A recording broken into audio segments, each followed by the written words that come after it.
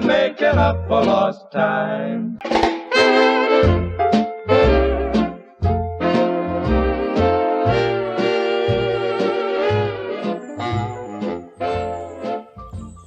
You're listening to Yesterday Today, the show that brings you the best yesterday's radio today.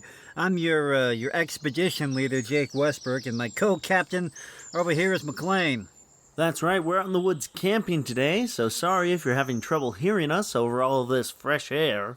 Yeah. Well, with the arrival of summer, we figured, what better way to enjoy the season by taking part in the great outdoors ourselves and going on a little camping trip in our local state park. Yeah, and I encourage all of our listeners to follow our lead and take advantage of our great public lands. There's just something about being out here in nature, away from the hustle and bustle of the so-called civilized life. It's just so peaceful out here, so calm, so tranquil. Run for your lives! Everybody, we're all gonna die! We're gonna die! I spoke too soon. Sydney, why are you running into camp screaming like a banshee? Did you not hear me? I said we're all gonna die! Scatter! Run! Hide! Climb a tree! Find a cave! Sydney, what are you talking about? This is no time for chit-chat, fellas. Nature's deadliest apex predator is making a beeline for our camp. We gotta move, men! What is it? Did you see a bear? No! Worse! Worse than a bear? What, a moose? No! Skeeters! Skeeters? Mosquitoes, fellas! A horde of mosquitoes! All right, calm down, Sydney. Mosquitoes? Sydney, mosquitoes while camping is sort of a given. Kind of like campfire smoke following you around no matter where you sit. Oh, you two don't understand. These are no ordinary run-of-the-mill mosquitoes. These things are huge. Uh-huh. Now, we're talking gigantic mosquitoes, bigger than you've ever seen. This is some type of mutant alpha mosquito variant. Their proboscis could go clear through you. They could suck all the blood right out of you. You'll be nothing but one big bug bite. You'll itch for years. Alpha mosquitoes, Sydney? Okay, whatever. Anyway, back to the show. No, I'm not kidding. These things are as big as hummingbirds. Look over there. There's one now. Sydney, that is a hummingbird. What? You're not much of an outdoorsman, are you, Sid? Well, how was I supposed to know what a hummingbird looks like? Didn't you used to live in a tree and hunt Bigfoot? You should have some knowledge of the wild. Well, I was hunting Bigfoot, not hummingbirds. Yeah, right. Well, I'm going to introduce the show. Sydney, you can calm down and help McLean get a fire going. Well, I'm not sure how much help I'll really need. I'm using the tried and true patented Westbrook method for starting a fire, a technique passed down from generation to generation. Oh, what is the Westbrook method? Striking rocks together to create a spark, or using friction from wood to create heat, or do you just use a magnifying glass to concentrate the sun's rays onto a pile of dry tinder? I doused a bunch of wood in lighter fluid and I'm gonna throw a match onto it. Oh. For someone who doesn't know what a hummingbird looks like, you should know a lot of different fire starting techniques. Well, you have very specific knowledge. Yeah, right. Well, to start us off, here's some nature-themed music. It seems appropriate. Sydney, try not to burn yourself while I'm looking away, okay?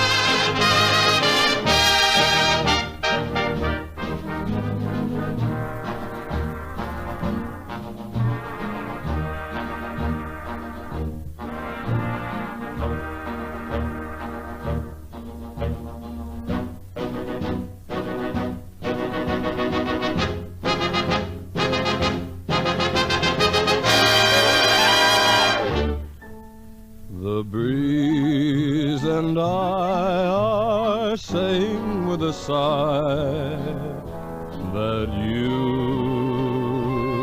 no longer care. The breeze and I are whispering goodbye to dreams we used to share. Ours was a love song that seemed constant as the moon, ending in a strange, mournful tune. And all about me they know you have departed without me, and we wonder why. The breeze and I. No, you have departed without me, and we wonder why. The breeze and I. The breeze and I.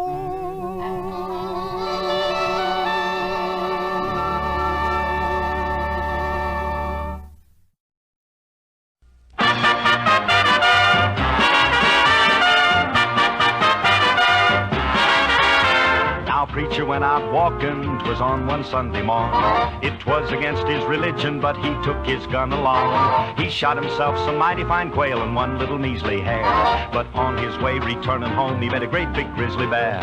Now the bear got down in the middle of the road on all fours like a great big toad and looked that preacher right square in the eye, and the preacher looked at him and said bye-bye. Started down the road and took out the run. The bear right after that preacher did come, running the run for about a mile. Then they both sat down and rested a while. The preacher got up, started again. The bear, he started out with more vim, and they ran till he spotted the tree set up on the limb. There's a place for me. Bear got close, made a grab for him. Preacher leaped up and he made the limb, pulled himself up and turned about, cast his eyes to the skies, and he did shout, "Oh Lord, you delivered Daniel from the lion's den, also delivered Jonah from the belly of the whale, and then the Hebrew children from the fiery furnace." So the good book do declare, yes, Lord, if you can't help me, for goodness sake, don't help that bear.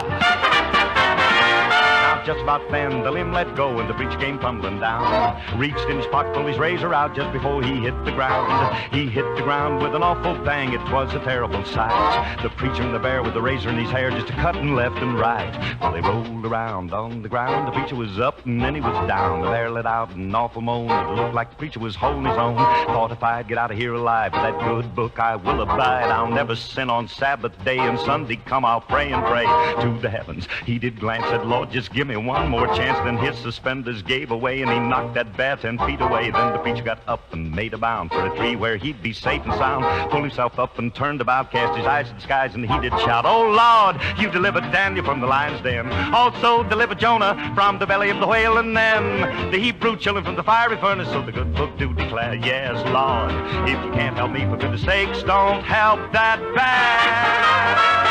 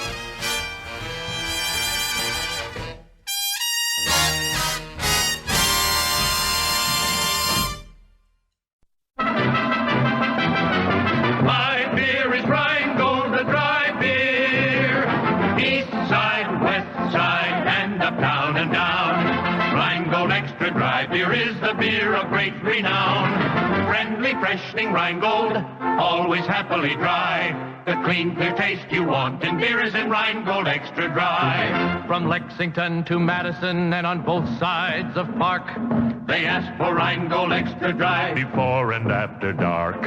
From Coney to Connecticut on Flatbush Avenue. From Jersey scenes way out to Queens, they sing as millions do. My beer is Rheingold, the dry beer. Friendly, freshening, and happily dry beer. Dry means clean and it's clear. Dry means thirst-quenching beer. Join the millions who buy Rheingold beer Extra Dry.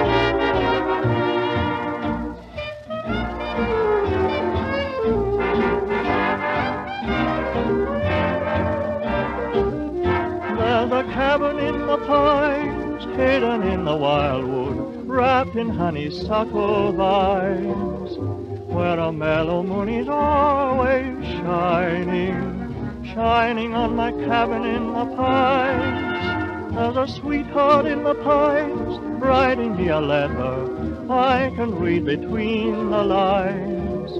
I can see she longs for my returning to my little cabin in the pines. Whispering breeze, whisper to my love, tell her I'll come back someday.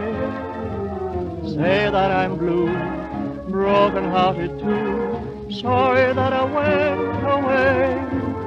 There's a cabin in the pines, meant to be a love nest, down among the Carolines. Is it any wonder I'm so lonely, longing for my cabin in the pines?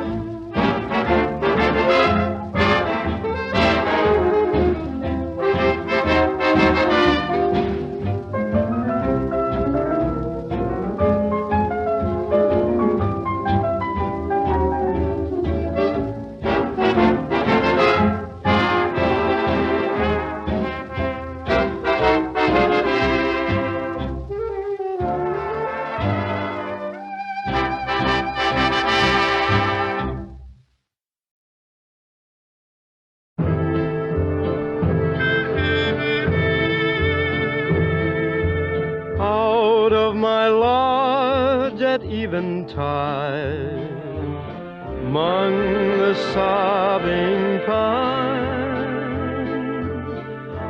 footsteps echo by my side, a spirit face, a sign.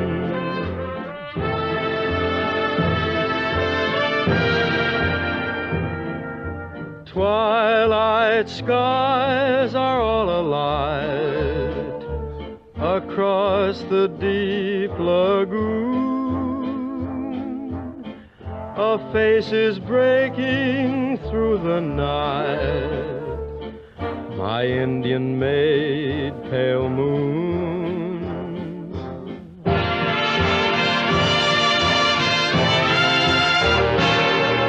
Speak to thy love forsaken, thy spirit mantle throw, ere thou the great white dawn awaken, and to the sea thou swingest low.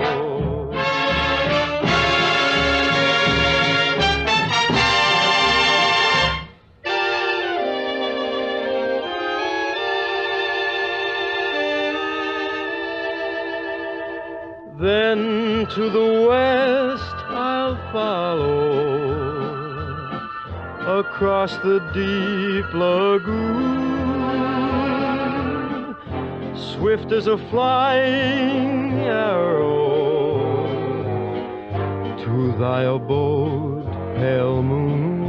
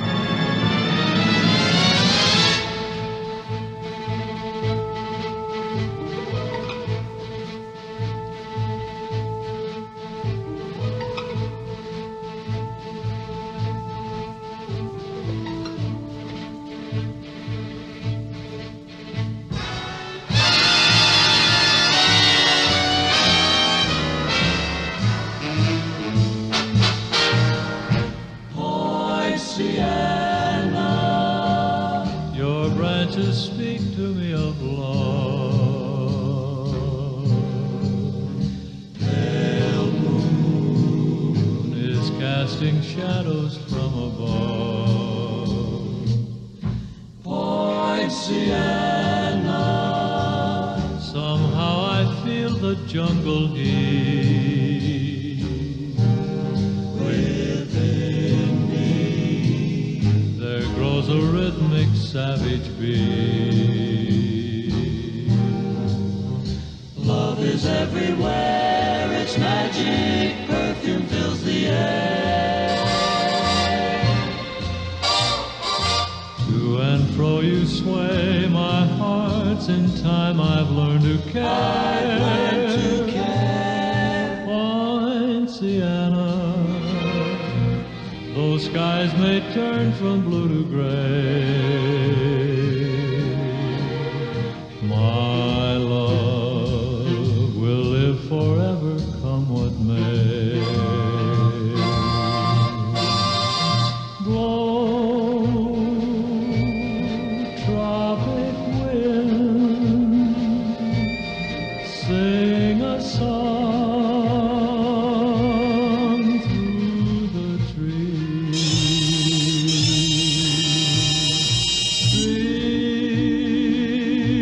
Trees sigh to me, soon my love I will see.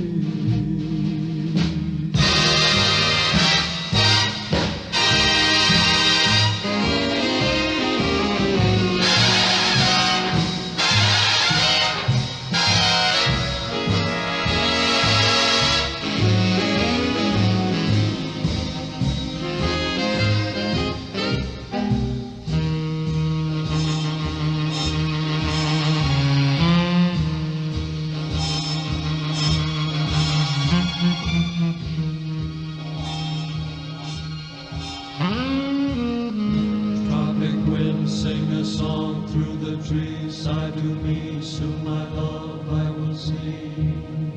Point Sienna.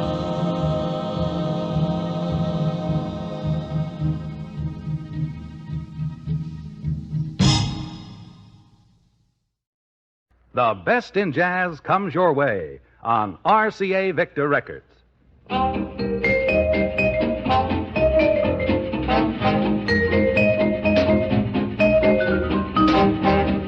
That's Ring Them Bells from Lionel Hampton's new RCA Victor album of jazz classics. Jazz in the old tradition. This album belongs in everyone's collection. Hear this great new Lionel Hampton album, Hot Mallets, on long play or 45 records at your RCA Victor dealers now. Welcome back to Yesterday Today. We're saluting the great outdoors on the show today while we take the time to enjoy the outdoors ourselves on a little camping trip. Hey, you know, I think I'm really starting to get the hang of this rugged lifestyle. I'm becoming a regular mountain man. You don't say. You bet. Why, I've just finished securing our food supply from bears by putting it at the top of that tall tree over there. Yeah, that's why I'm covered in sap, in case you were wondering. I wasn't, but I think you're supposed to hang the food in like a sack of some kind, Sydney. Oh, well, I didn't have any rope. Yeah, well, I'm not sure you needed to go to all that trouble. Well, of course I did. Now our food's completely safe, and there's not a creature on earth that can get to it. Say, I was gonna get dinner started. Has anyone seen the hot dogs around? Oh, you can ask Sydney about that one. Oh. Well, don't worry about it. I just have to climb all the way back up into the tree. I'll be back in a jiffy.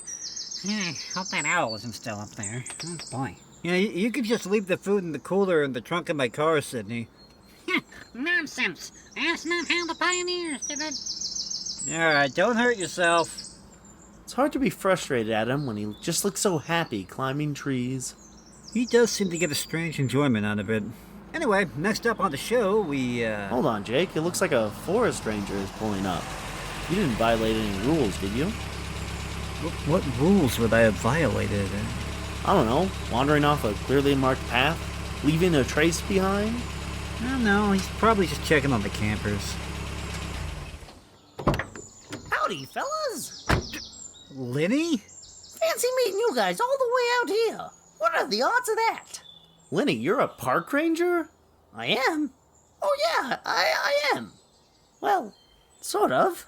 Sort of? You didn't tie up an actual ranger and steal his uniform and his Jeep, did you? Of course not. I am an actual ranger. I bought this uniform from the costume store fair and square. The Jeep is a rental, but it's still technically mine until 5 p.m. tomorrow afternoon. Lenny, you're impersonating forest rangers now? This might be a new low, but you've hit some pretty deep lows before, so I'm not entirely... Didn't you hear me? I said I am an actual ranger. No one's impersonating anybody. You work for the Forest Service. Whoa, I didn't say that. I may be a ranger, but that doesn't mean I have to be a government employee. I'm working freelance. A freelance forest ranger. Exactly. I'm a private contractor. I go out into the woods and dispense helpful wisdom to campers and hikers. In return, they tip me for my services. Oh, they tip you? Usually in cash, but sometimes in s'mores. Uh-huh. So your latest scam is giving people bunk advice and then you strong-arm them into paying for it? Whoa, bunk advice? I'll have you know every piece of knowledge I share is well-researched, completely accurate, and true in most cases. Really? My advice is just as straight and true as the brim on my campaign hat. Why don't you give an example of this advice, then? An example? Sure, dispense some helpful wisdom about the forest to us. Okay. Avoid poisonous plants. Oh, that's good. Could you identify some poisonous plants for us? Sure. That one. That plant over there. That plant is poisonous? Hard to say for sure. Best to play it safe and just avoid it altogether. Wow. Now that's good stuff right there. That's good stuff. Yeah, some people might pay upwards of $20 or more for that kind of advice. No, Lenny, we're not going to tip you for that. Huh. Okay, fine. I'll go find some other campers that will appreciate my knowledge more. Oh, you're more than welcome to do that. I guess you won't get to learn about the hummingbird-sized mosquitoes that are around here then. Oh, don't worry, Lenny. We know all about them already. Whatever you say.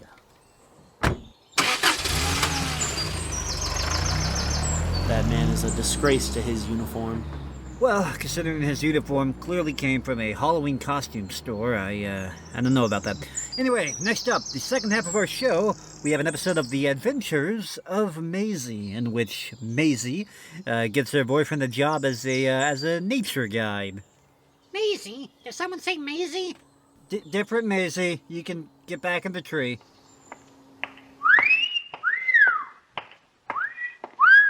Hiya, babe. Say, how about... Ouch! Does that answer your question, buddy? The Adventures of Maisie, starring Ann Southern.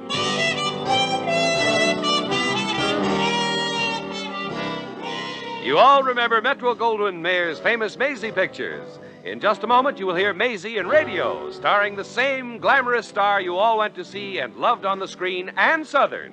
But first, your announcer.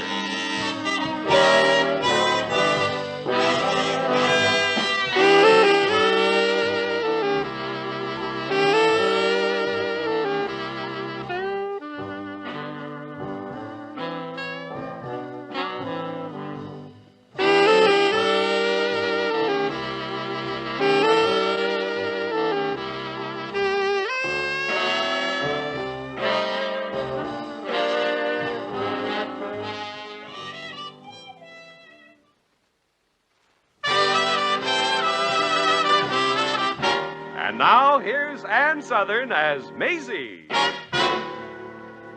Yep, I'm Maisie, like the man said. Maisie Revere of Brooklyn. Girls, are you engaged to a swell, hard-working, conscientious guy? Or are you engaged to a guy like my boyfriend, Eddie Jordan? He's never working. Even when he's got a job, he's not working. He's loafing. But he's a sweet guy, and I guess I love him. Right now, he's been waiting around our boarding house to hear about a job he's been supposed to get for a month.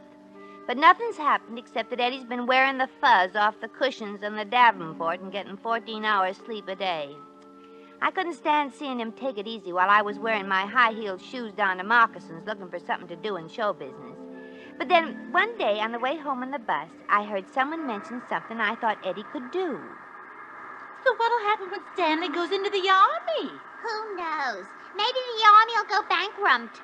That's Stanley. He's a character. He's bankrupted his father and his girl Shirley's father. Well, all I'm saying is that the army better look out. They just drafted the biggest monkey wrench that ever threw himself into the works. Oh, what about those kids? Oh, yeah. You mean that bunch of kids he was counselor for? Yeah. Well, gee, I guess I'll have to find another guy to lead him on hikes. It paid pretty well, too. No kidding. Yeah. But pardon me for intruding, ladies. Well. But I happen to know a party who would be just right for that consular job. I don't believe that we're acquainted. Oh, well, excuse me. My name is Maisie Revere. Miss Revere, I should like you to have the pleasure of making the acquaintanceship of Miss Agnes Muldoon. Oh, well, I'm glad to know you. Likewise. And I should like you to have the pleasure of meeting me, Miss Fritzy Garfinkel. Well, it's nice to meet you. Who is this party of whom you were talking about? Well, he's a fellow who lives in the boarding house where I live. He loves kids, and he's a real outdoors guy. You know, wears tweeds, smokes a pipe, and takes a cold shower every morning. How can you tell? Oh, you can hear him screaming for blocks. What's his name, Maisie? Daniel Boone Jordan. His great-grandfather was an old Indian fighter and carried a tomahawk in his head for 40 years. Gee, didn't it hurt him? Only when he played football. Oh. Yes, Daniel Boone Jordan is a real woodsman and very resourceful. You could set him loose in a forest with nothing but a case of beer and a scout knife. And 2 weeks later, he'd drive out in a 1950 pickup truck he'd made out of the beer cans. Oh, he sounds just wonderful. Miss Revere, I think you should become acquainted with the person who runs the boys' club and tell him all about Mr. Jordan. Well, believe me, Miss Garfinkel, he's absolutely fearless. He's been over Niagara Falls in a barrel, and he's thinking of walking across the Atlantic on stilts. Just think, if I was lost in the woods with him, I'd be perfectly safe. No, the boys would be safe, but you wouldn't.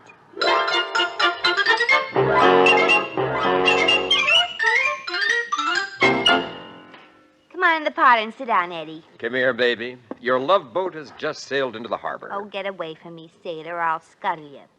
Eddie, I've just got you a wonderful new job. Oh, no, Maisie, not again. Well, this is different, Eddie. I'm not asking you to be a cabin boy on a garbage barge. Good. I don't want to test parachutes either. Oh, you're getting lazy and logy, Eddie. Look at you.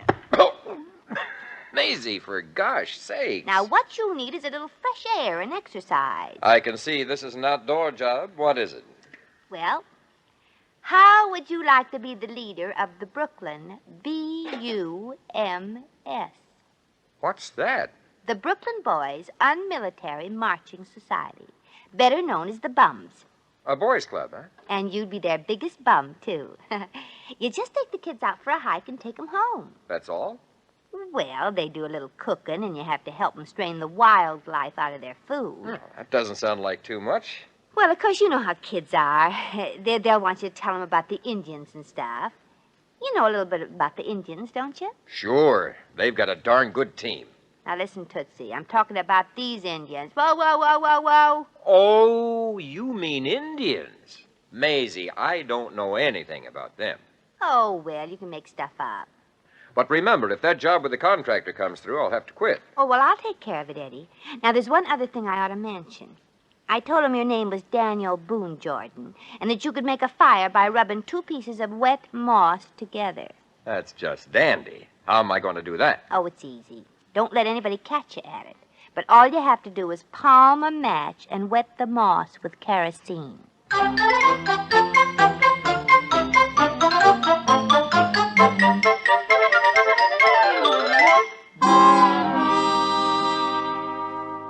Hasn't our wandering boy come home tonight, Maisie? No, Mrs. Kennedy. He's still at the mercy of the Brooklyn BUMS. They're probably hiking around in circles on the outskirts of Great Neck. Oh, my boarding house just doesn't seem the same without Eddie lying on the floor of the sitting room, snoring. Yeah, it's kind of a homey touch. But someday when he's asleep, I'm going to sew him to the carpet. Maybe that'll cure him. Does he know anything about hiking and woodcraft, Maisie? No, he does now. The only exercise he gets around here is flipping his cigarette ashes on the floor. That can't be Eddie. I hope he hasn't had an accident or something. Well, I hope not, too. He owes me 3 months' room rent. Oh, hello. Is this the home of... Well, just at the moment, I'm the only one here who fits that description. Well, is this also the home of Daniel Boone Jordan? Yes. The man who hiked over the Rockies in his bare feet in the dead of winter? The man who killed a mountain lion by tickling it to death with his toes? The very same. Where is he? Bring in the body, boys. Okay. The body? Oh, no. What happened to him? Oh. A lot of blubber on him. Look out. Oh, hello, Maisie. Hello, Daniel. Gee, even the tail of your raccoon cap is dragging. And I starched it last night, too. Oh, Maisie, I'm done for. Put a lily in my hand. Point me in the direction of the Shady Rest funeral parlor. Oh, don't be ridiculous, Eddie. The world can't get rid of you that easily. You need some sleep. Shall I turn down the sitting room rug for him? No, thanks, Mrs. Kennedy. The boys will help him upstairs. Okay, fellas. Take it and put it upstairs in the bed. Take it easy, boys. We're sorry we had to bring him home in this condition, Miss Revere, but he folded up after he fell out of the tree for the 3rd time. Well, of course, that can be sort of tiresome. What was he doing up in the tree? Trying to escape the angry bull. Was that how his hip pocket got torn open? No, I think his hip pocket was shot off by the farmer. I see. You're not going to let too much of this story leak out at a time, are you? Okay. Why'd the farmer shoot at him? Because he let the herd of pigs loose when he got scared by the goose after he slid into the chicken yard from the haystack he jumped onto to keep himself from falling from the roof of the barn. He didn't happen to get struck by lightning, too, did he? No. We were sure disappointed. Hey, he's asleep. Boy, he sure snores. Well, thanks very much, fellas. When he comes to tomorrow, tell him we had a swell time. And the day after tomorrow, we want to do the same thing all over again. Well, I won't tell him that. Okay. Members of the Brooklyn Bums, attention! Okay, men, let's give Miss Revere our special salute. A 1, a 2, a 3.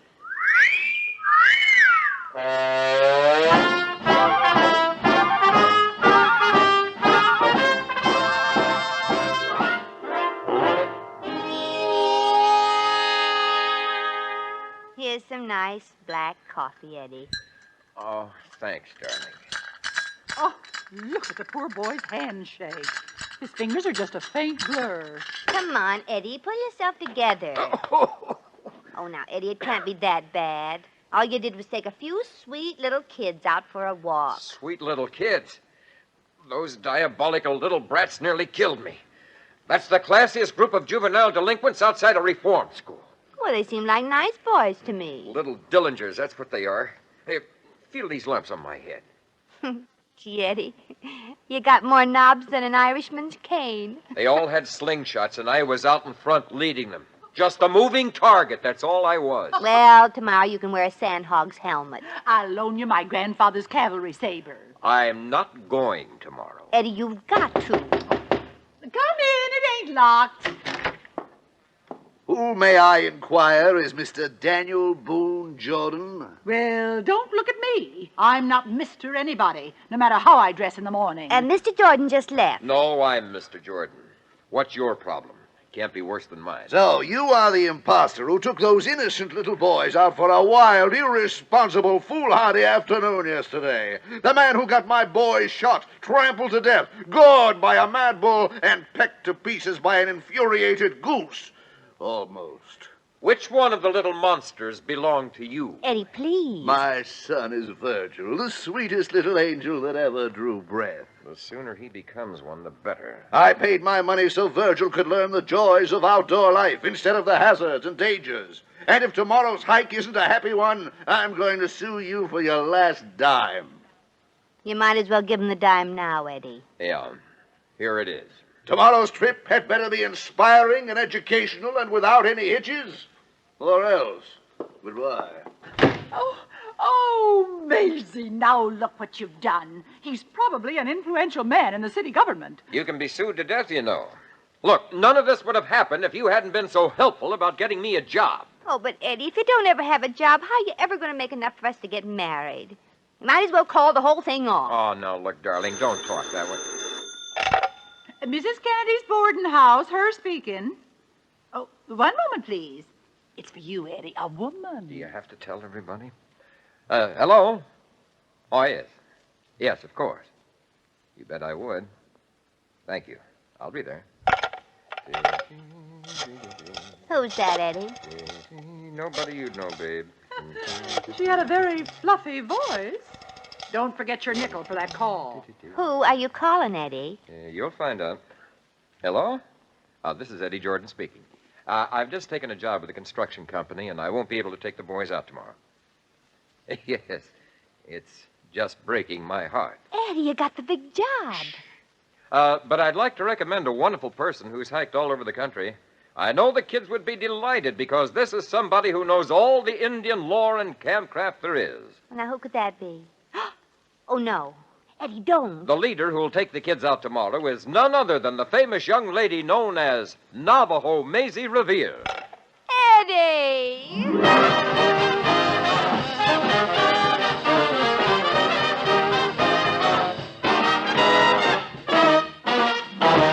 The Adventures of Maisie, starring Ann Southern, will continue in just a moment.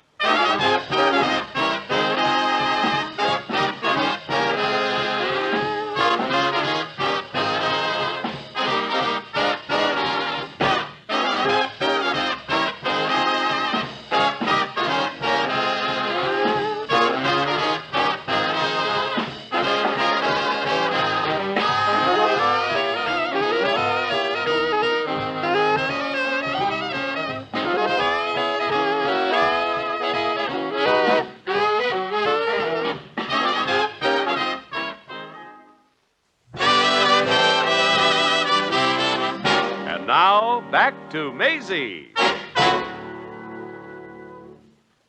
Well, here are your boys, Maisie. All you do is take them out and bring yourself back alive. Okay, you'll see, Eddie Jordan. I'll handle them. Sure you will. Hi, fellas. Hello, Mr. Jordan. Great little kids. Have all you fellas got your slingshots? Yes, Mr. Jordan. You've got a beautiful target for today. Eddie, don't encourage him. Now, where's Virgil? Here I am, Mr. Jordan. Maisie, this is little Virgil Johnson.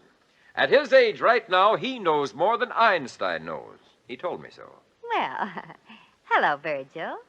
I think we'll get along all right, don't you? Don't be too sure. Gonna be difficult, huh? Yes, I believe I shall be. Oh. Unless, of course, you measure up to my standards of intelligence. I have a very high IQ. When I get through with you, you may have to dig to find it. Now get back into line. Okay. Gee, the stuff he's got hanging from his belt. It looks like a Christmas tree. Well, what's next? Okay, kids. Before we get in the station wagon and take off for the Pocahontas Trail, let's get this straight. I am the boss here. What I say goes. When I tell you... Ouch! Well, there's lump number one. Junior, loan me your slingshot. Okay, Miss Revere. The man who did that better own up before I count to 3 or else. 1, 2, 3. I won't do it again! Honest, I won't! Anybody else like to swap shots with me? Anybody else got anything to say? Well, I'd just like to ask you kids to be very nice today. Virgil's father has threatened to do something unpleasant if anything goes wrong today. So be careful, won't you? Yes, Mr. Jordan. That's good. Goodbye, Maisie. Goodbye, Eddie. Goodbye, Mr. Jordan. Ready, aim, fire. Now, that will do. Now, are we all ready? Oh, I was afraid that would happen, Virgil. Now, pull up your pants and let's go.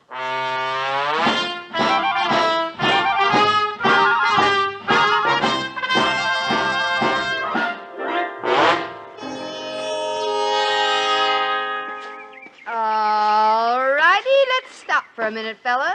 What do you got there, Virgil? A chestnut burr. I beg your pardon, Miss Revere, but could you tell me what this is? Well, it's very interesting. Very interesting. Anybody else find anything? But what is it, Miss Revere? Why, anybody can see what that is. It's a porcupine egg. It's a chestnut burr. Well, of course it is. Did you think I was serious? Frankly, yes. From now on, Virgil, I want nothing out of you but breathing, and very little of that. How about a little nature study, Miss Revere? Oh, sure. Go ahead and study it all you want to. No, you're supposed to tell us. Wouldn't you rather hear about the time I was in a carnival and got my foot caught in the Ferris wheel? No. Tell us about this tree you're leaning against. Gee, the comic books have ruined the storytelling business. Well, now, let's see. This tree is made of wood and has leaves at the top and roots at the bottom and the other stuffs in between. Well, so much for trees. Hey, look, there's a bunch of kids over there. And here comes our counselor.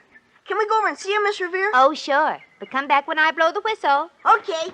Gee, I wonder what it is. Well, here comes a healthy-looking character. Hey, hello. Hello. Are you the counselor for all those boys? No, I'm their mother.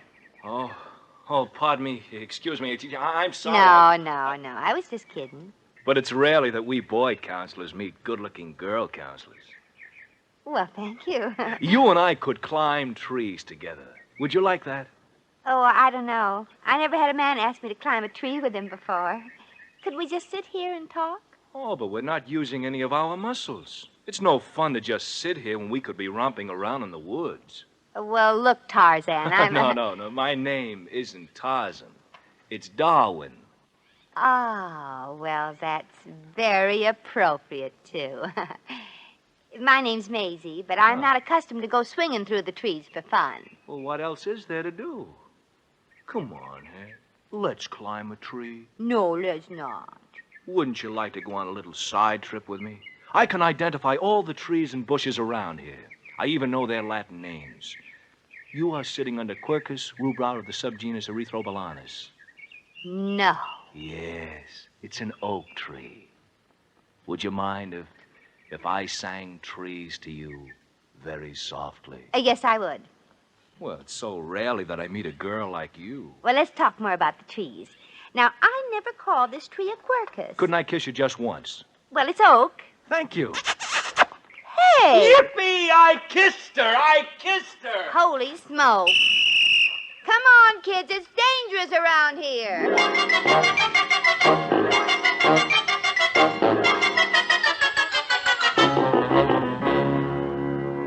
All righty now, fellas.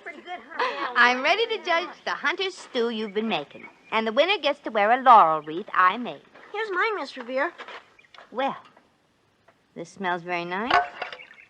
Well, that's very good, Junior, but there's just a few too many leaves in it. Well, they blew in while I was cooking it. Well, after this, blow them out. Well, who's next? Here's mine, Miss Revere, and you better give me the prize or my father will be sore.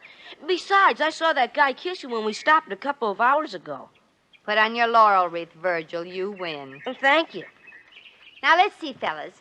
It'll be dark in a few hours. Which way did we come from? We came from that way. No, that way. You're both wrong. It was that direction. No, sir. It We was came that over way. I don't agree with any of you. As far as I can tell, we came here from all directions. But if we take the wrong trail out, we may end up in Canada. And my father won't like that.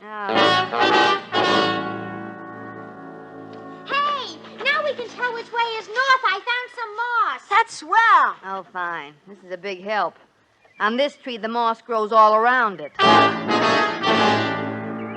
I won't go another step. I know we're going in the wrong direction. Oh, come on, Virgil. No. You go ahead, fellas. I'll prove to Virgil logically that we're going the right way. Okay, let's go. Okay, prove it to me. You bet I will. Hey, don't spank me! Help! Stop! Don't! I'm convinced. Mm-hmm. Now, we both needed that. Gee, it's getting pretty dark. What are we going to do now? Well, how'd you fellas like to have me cheer you up with a nice spooky ghost story? Well, not all shout at once. Hey! What do you know about that? We're right next to a road.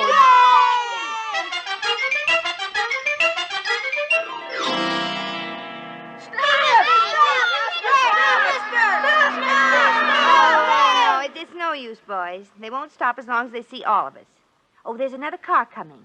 Get behind the bushes and wait for me to give you the signal. Do you think you can stop the car? Only if it's driven by a man. Hide now, quick. Okay, get down.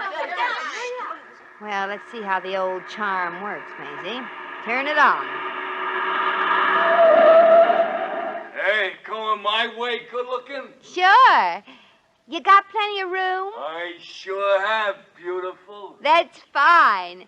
Come on, boys. Pile in the car. Oh, no.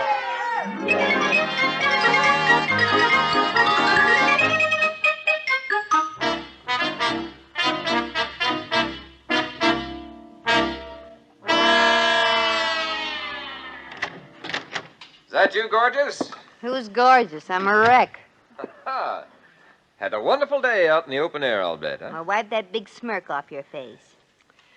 Oh, Eddie, the things I do so that maybe someday we can get married and have a home somewhere. I would have been to bed long ago, but I didn't want to miss seeing you come in. Oh, that's sweet of you, Eddie. I knew it'd be a good laugh. I spoke too soon. Oh, I wondered if that was you, Maisie. How'd you make out with Virgil's father? That sounds like the answer right now. Good night, all. Oh. Hello, Mr. Johnson. Miss Revere? Well, get it over with, Mr. Johnson. I did everything wrong. I got your son Virgil lost. I gave him a laurel wreath of poison ivy for the best hunter's stew, and I gave him a spanking. Go ahead. Do your worst to Eddie and me. But not my sweet little boarding house. You spanked him. I sure did, and he needed it. Oh, Miss Revere, Virgil is an only child, and I'm afraid we've spoiled him. That spanking did wonders for him. For the first time in his life, my son has been acting like a human being, like an ordinary boy. Yeah. I think he enjoyed himself, too. When I opened my handbag in the subway, a frog jumped out with a tag on him that said, Ha ha, and best wishes from Virgil. You're a regular kid now. If you want, I'll take the frog back. Oh, no. No, I passed it on to somebody else. Oh! And I think he just found it in his pocket.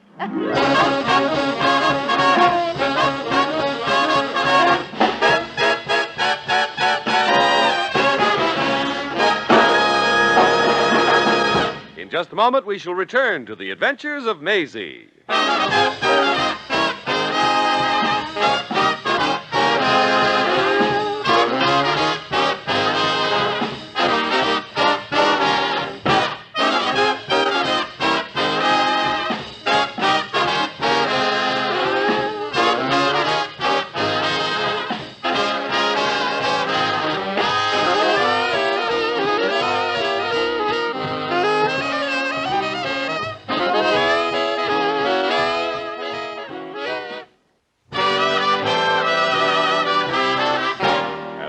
Once again, here's Maisie.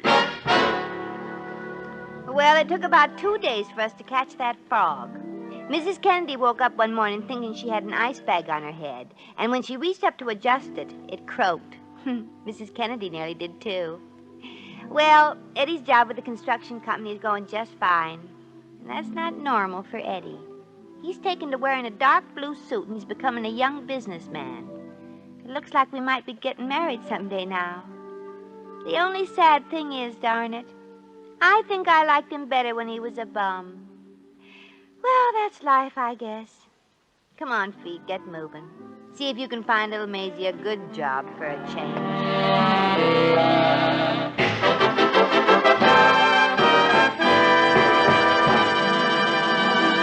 You have just heard The Adventures of Maisie, starring Ann Southern. Maisie was written by John L. Green. Original music was composed and conducted by Harry Zimmerman. Supporting cast included Elvia Allman, Pat McGeehan, Johnny McGovern, Sandra Gould, Jeffrey Silver, Hy Averback, and Peter Leeds. John Heaston speaking.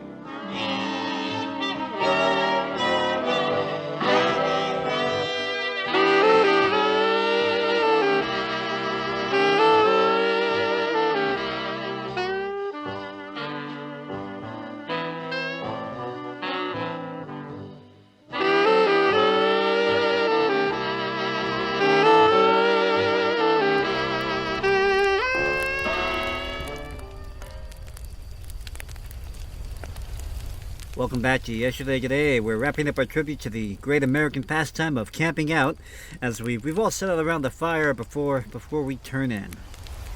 Well, fellas, I'm fresh out of marshmallows to roast. I think it's time to tell some scary stories. Hey, that's a good idea, Sydney. Nothing like the time-honored tradition of telling campfire stories to keep you awake all night in your tent, jumping at every sound you hear. Uh-huh. You got a good one, Sid? You bet. I've got the most suspenseful, nerve-wracking tale you'll ever hear. It's about this janitor who goes to college and meets the most beautiful girl in the world. They fall in love, and they even get engaged. It's just a couple of weeks before they're due to get married. But the janitor is terrified. He's terrified that his fiancée is going to wake up one day and realize that she's totally out of his league and dump his sorry rear end and find a better guy. Every text message he gets, every call that comes across his phone makes his heart leap into his throat as he knows she could break up with him at any minute. Every waking moment becomes a horror story, as he's terrified of his own inadequacy, ruining his life once and for all.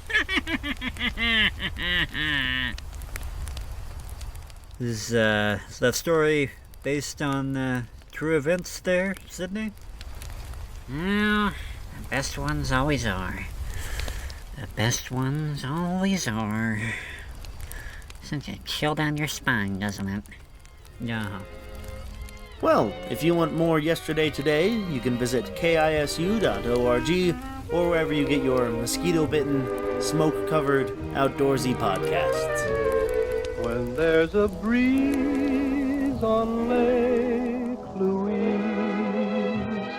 there on a cool Canadian June night, we'll drift away on Lake Louise, watching our dreams reflected in moonlight. We'll be alone on Lake Louise, with only stars to share enchantment. We'll kiss and then we'll do as we please when there's a breeze on Lake Louise.